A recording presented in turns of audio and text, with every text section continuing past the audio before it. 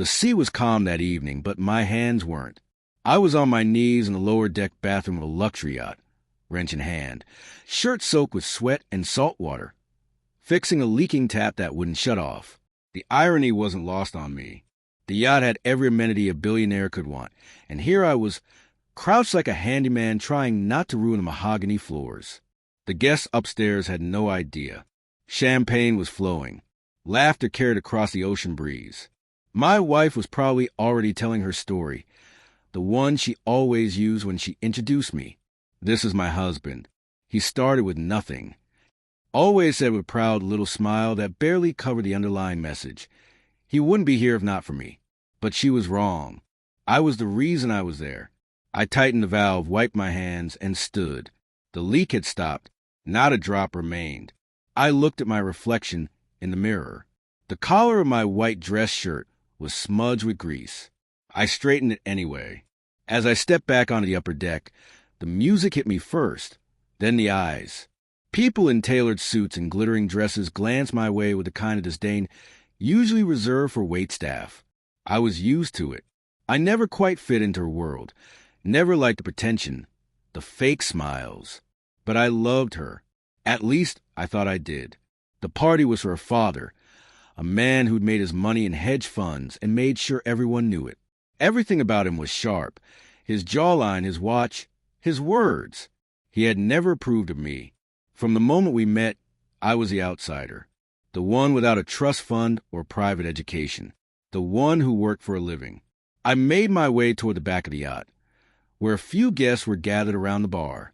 That's when I heard her voice. And then he disappears for half the party, probably fixing something again. Laughter. Forced, brittle. Plumbers have no place here. She said it casually, like a joke, but her tone was different. Cold. Calculated. I stopped. Plumber? I wasn't a plumber. Not by trade. I had built a tech company from my garage at 23. Sold it at 32. Made more money than her father had in 2 decades of investments. But to her, in front of them, I was just a guy with callous hands and dirt under his nails. That's when her father turned, saw me standing there, and smirked.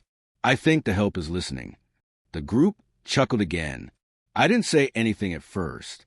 Just walked over, one slow step at a time, until I was face to face with the man who had looked down on me since day one. Then I looked him in the eyes. "This is my yacht," I said. Silence. He blinked. My wife's smile froze. The others stared. I let the words hang in the air. Watched their meaning settle in. I had bought the yacht 2 years ago. In cash. Registered it under a holding company to keep attention off me. My wife thought it belonged to one of her father's friends. I never corrected her. Why would I? It didn't matter until it suddenly did. Her father scoffed. "Excuse me." I turned to him, calm and precise. "You heard me. I bought this yacht. Not for show. Not for status. Because I could." I looked at my wife next. She had gone pale, her eyes wide, her mouth slightly open like she wanted to speak, but couldn't find the words. I continued, voice steady. "I fix the tap because I care about things that are mine. I build. I repair. I solve problems. That's who I am. But I don't fix people who don't value me." The silence deepened. Then I turned and walked. Not in anger, but with the kind of clarity that only comes after years of swallowing pride to make someone else comfortable. In the days that followed, everything came to light. She'd been embarrassed of me for years. The things I took pride in, my hands-on nature, my practicality, my work ethic, she saw as unsophisticated. She never said out loud, but her actions whispered it constantly. Every time she corrected me in public. Every time she laughed too hard at a joke someone made about blue-collar workers. Every time she introduced me as humble beginnings instead of a self-made man. Worse still, I found out she'd been confiding in someone else. A man from her father's circle. Wealthy, yes, but he inherited everything. Never built a thing. He flattered her. Told her she deserved someone who fit her lifestyle. Someone with class. She told him I was too simple. That I'd never really get it.